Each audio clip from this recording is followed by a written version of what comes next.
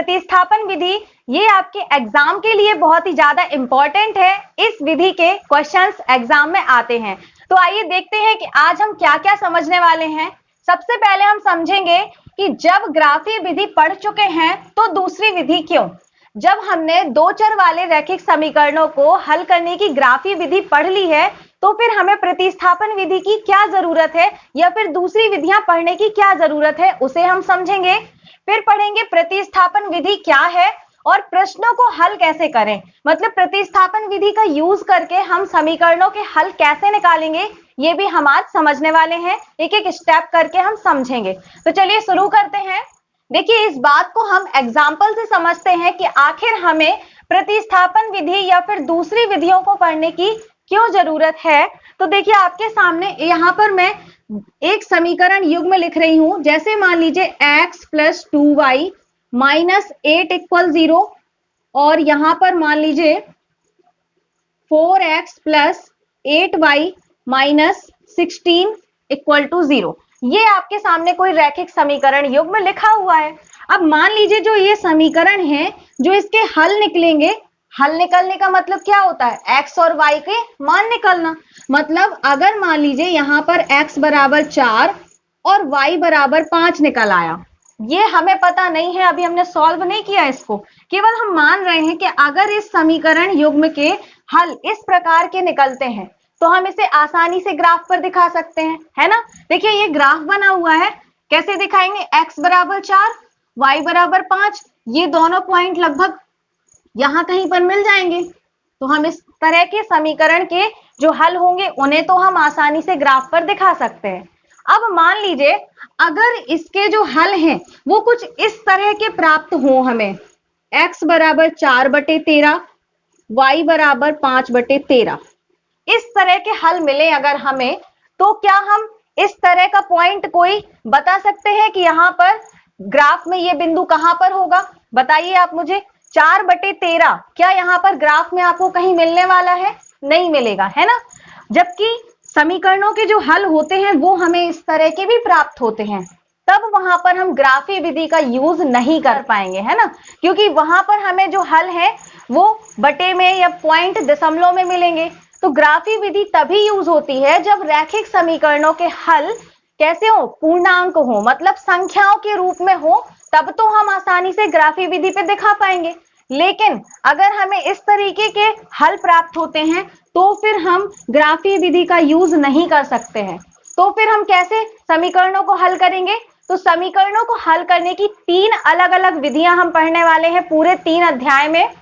पहली आपकी है प्रतिस्थापन विधि, दूसरी विलोपन विधि और तीसरी है वज्र गुणन विधि। ठीक है, ये तीनों ही विधियां बहुत ही इंपॉर्टेंट है, इनसे आपके एग्जाम में क्वेश्चंस भी आते हैं। तो आज हम पढ़ने वाले हैं प्रतिस्थापन विधि।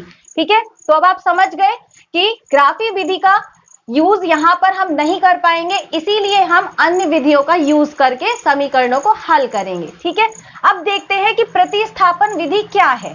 तो प्रतिस्थापन विधि, देखिए इसमें क्या होता है, नाम से हमें स्पष्ट हो रहा है प्रतिस्थापन, यानी कि एक जगह से उठा करके किसी चीज को दूसरी जगह पर स्थापित करना, है ना, यही कहलाती है प्रतिस्थापन। तो आपके सामने यहाँ पर जैसे कोई भी समीकरण युग्म लिखे होंगे, उसमें से आप क्या करेंगे, एक चर को मान निकालेंगे और उस चर का जो मान है वो आप किसी दूसरे समीकरण में रख देंगे, वो कहलाती है प्रतिस्थापन विधि।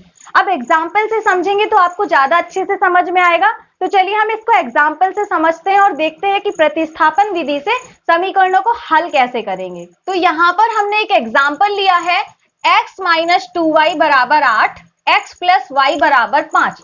इसको हमें प्रतिस्थापन विधि से हल करना है। तो देखिए हल कैसे करेंगे, हमने आपसे कहा क्या करना है आपको, कि आपको इन दोनों समीकरणों के सबसे पहले तो नाम ले लेना है। ठीक है, तो इसका हमने मान लिया समीकरण 1 और इसका समीकरण 2। ठीक है, अब इनमें से आपको कोई भी एक समीकरण को ले लेना है, कोई भी एक समीकरण जो आपको आसानी से दूसरे चर का मान निकाल के दे सके वो ले लीजिए।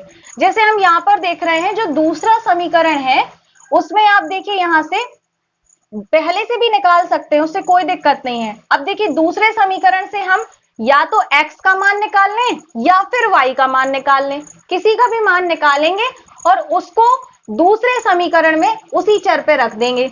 देखिए कैसे, यहां पर जैसे x प्लस y बराबर 5 है, तो यहां से x का मान निकालें तो क्या होगा। अब यहां लिख लेते पहले समीकरण 2 से,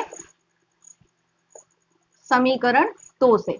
अब देखिए समीकरण 2 से अगर हम x का मान निकालें तो क्या मिलेगा हमें। देखिए x बराबर, ये y बराबर के इस तरफ चला जाएगा, ठीक है, तो 5 माइनस वाई। ये देखिए हमने यहां पर समीकरण से x का मान निकाल लिया। जो x चर का मान निकाला है इसको मान लेते हैं समीकरण 3।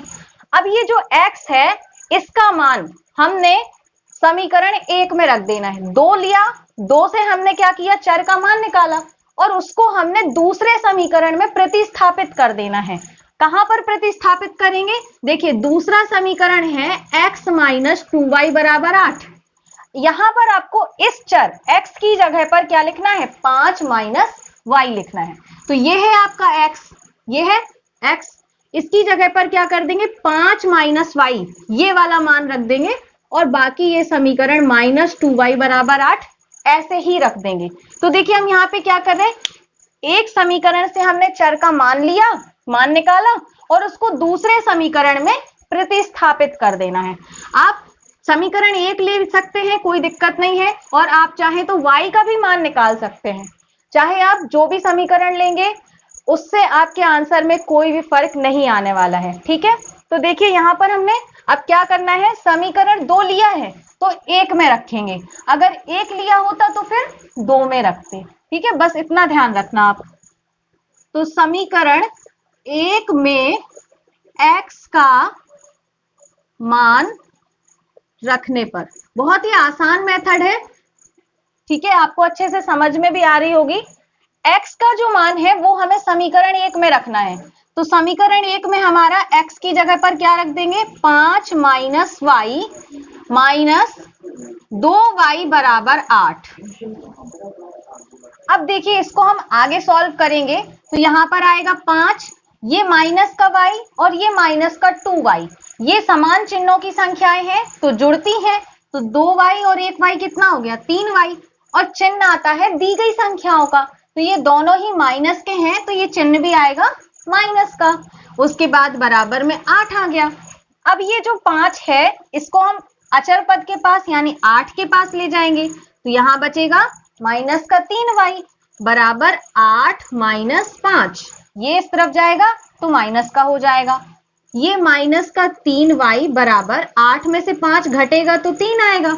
अब ये जो माइनस का 3 है ये गुणा कर रहा है, तो जब इस तरफ आएगा तो ये भाग करेगा, तो 3 एकम 3 और ये माइनस ऊपर जाएगा तो y बराबर क्या आ गया, -1।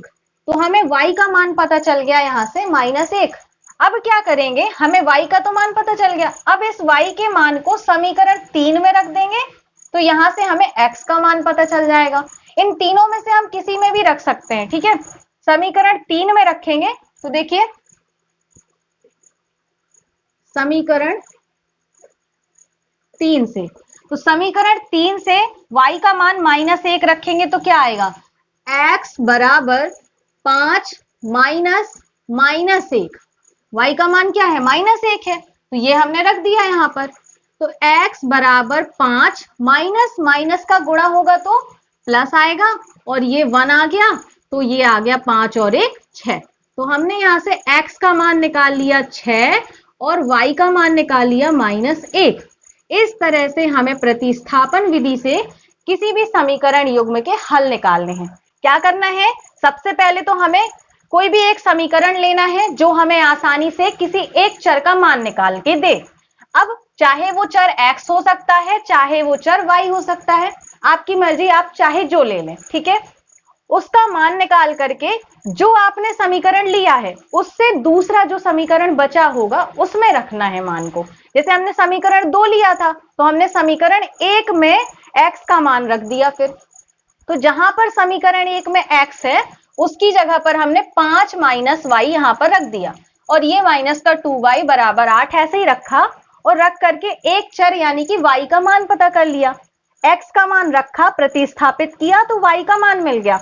अब y के मान को इस समीकरण 3 में हमने रख दिया तो देखिए x का मान हमें बहुत आसानी से मिल गया। तो देखिए ग्राफी विधि थोड़ी सी लंबी भी हो जाती है, क्योंकि हम वहां पर बॉक्स बना के दोनों समीकरणों के लिए बिंदु प्राप्त करते हैं, फिर ग्राफ खींचते हैं, है ना। तो ये वाली जो मेथड है वो थोड़ी सी आसान हो जाती है, इसमें हमें जो हल है वो बहुत ही आसानी से निकल आते हैं। तो आई होप कि आपको ये विधि बहुत ही अच्छे से समझ में आ गई होगी, कैसे हम सवालों को सॉल्व करेंगे। हमने एक एक स्टेप को अच्छे से समझा है। आपकी जो एक्सरसाइज 3.3 है उसमें हम इसी विधि का यूज करने वाले हैं। तो नेक्स्ट वीडियो में हम एक्सरसाइज 3.3 के एग्जाम्पल्स को सॉल्व करेंगे, उसके बाद हम एक्सरसाइज के क्वेश्चंस को भी सॉल्व करेंगे।